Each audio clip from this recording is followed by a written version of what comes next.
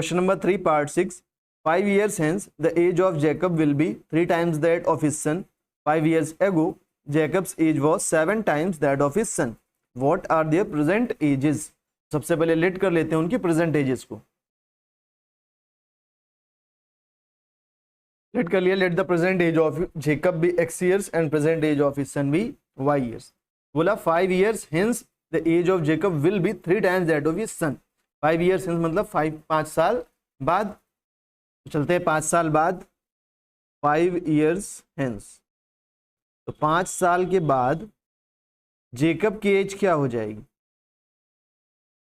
5 साल के बाद जेकब अगर अभी x years का है तो 5 साल के बाद 5 साल बड़ा हो जाएगा ना. तो अभी x years है तो 5 साल के बाद x प्लस 5 years हो जाएगी कि नहीं हो जाएगी? बोलो बच्चों. जेकब से एज क्या हो जाएगी? x plus 5 years. और उसके बेटे की एज भी 5 साल बढ़ जाएगी. तो सन्स एज भी क्या हो जाएगी? सन की एज अभी है y, तो 5 साल के बाद y प्लस 5 years हो जाएगी. ठीक है, तो ये हमने लिख ली 5 साल बाद की दोनों की एज. क्या बोला? 5 years hence age of Jacob will be 3 times that of his son.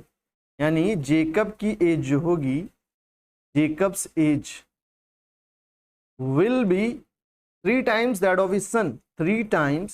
3 times son's age. Jacob's age will be 3 times that of his son's age. Jacob की एज कितनी है 5 साल के बाद? x plus 5 is equals to 3 times of son की age क्या है 5 साल के बाद? y plus 5. तो ये हो गई इक्वेशन नंबर 1. इसको थोड़ा सा सॉल्व करें अगर तो x plus 5 is equals to 3y plus 15. अब इस 5 को अगर उधर ट्रांसफर कर दें, मतलब मैं क्या कर रहा हूँ यहाँ पर x की वैल्यू को यहीं से फाइंड कर ले रहा हूँ ताकि x की वैल्यू को जो दूसरी इक्वेशन बनेगी वहाँ पर सब्स्टिट्यूट कर देंगे. यहाँ से x की वैल्यू क्या आ जाएगी? 3y plus 15. और इस 5 को उधर भेजा अगर तो ये क्या हो जाएगा? -5. तो x क्या बन गया? 3y प्लस 15 माइनस 5 प्लस का 10. ये हो गया x is equal to 3y plus 10, equation number 1. अब आते हैं दूसरी कंडीशन पर. 5 years ago यानी 5 साल पहले. तो चलते हैं 5 साल पहले. 5 years ago 5 साल पहले जेकब की एज क्या होगी? ये 5 साल पहले की बात हो रही है अगर, तो 5 साल पहले एज कम होगी ना. तो 5 साल पहले अगर अभी x है तो 5 साल पहले 5 साल एज कम होगी यानी x माइनस 5 हो जाएगी. और सन की एज भी 5 साल कम होगी 5 साल पहले, तो सन्स एज क्या हो जाएगी? y minus 5 years. कोई परेशानी इसमें? अब कंडीशन क्या दी हुई है कि Jacob's age was 7 times that of his son. Jacob की जो एज है, जेकब्स एज वॉज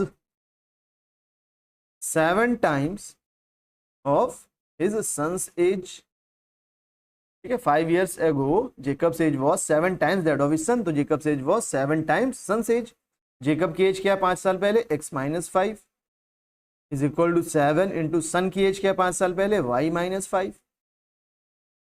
ये हो गया x minus 5 is equal to 7y minus 35. 7y को इधर ले आते हैं तो क्या हो जाएगा? x minus 7y is equal to, अब इस -5 को उधर भेज देते हैं. 7y इधर ले आए, -5 उधर भेज देंगे तो -35 तो पहले से ही है यहाँ पर.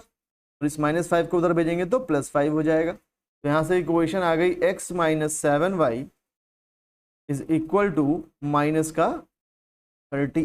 x minus 7y is equal to minus का 30. ये हो गई इक्वेशन नंबर 2. चलते हैं नेक्स्ट पेज पर इन्हें सॉल्व करने. फर्स्ट इक्वेशन है x equal to 3y plus 10 और second equation x minus 7y is equal to minus 30. यहाँ पर लिख लेंगे put value of x from equation 1 in equation 2. ये पूरी कहानी आप लिख लोगे. इक्वेशन 2 क्या है? यहाँ पर x की वैल्यू पुट करते हैं इक्वेशन 2 में. तो इक्वेशन 2 में x की वैल्यू क्या पुट करेंगे? 3y plus 10. तो x के प्लेस पर आ जाएगा 3y प्लस 10. फिर ये माइनस का 7y is equals to minus का 30. अब ये 3y माइनस 7y कितना हो जाएगा? माइनस का 4y.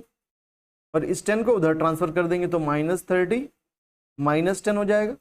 यहाँ से आया minus 4y is equals to minus का 40. ऐड हो जाएंगे दोनों. अब ये -4 डिवाइड में चला जाएगा तो y कितना हो जाएगा? -40 अपॉन -4. माइनस से माइनस कैंसिल, 4 1 जा 4 10 जा 40. y की वैल्यू कितनी आ गई 10। अब इस y की वैल्यू को कहाँ पुट कर देंगे, इक्वेशन नंबर 1 में। तो यहाँ लिख लेंगे put value of y in equation number 1, x is equals to 3y plus 10 है इक्वेशन नंबर 1 से। यहाँ y की वैल्यू पुट करें 10 अगर, तो x is equals to 3 into 10 plus 10, तो 3 10 ज़ा 30 और प्लस 10, तो x की वैल्यू कितनी आ गई 40।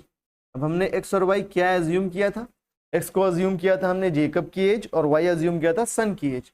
तो इसलिए जेकब की प्रेजेंट एज हो जाएगी 40 ईयर्स और सन की प्रेजेंट एज हो जाएगी 10 ईयर्स।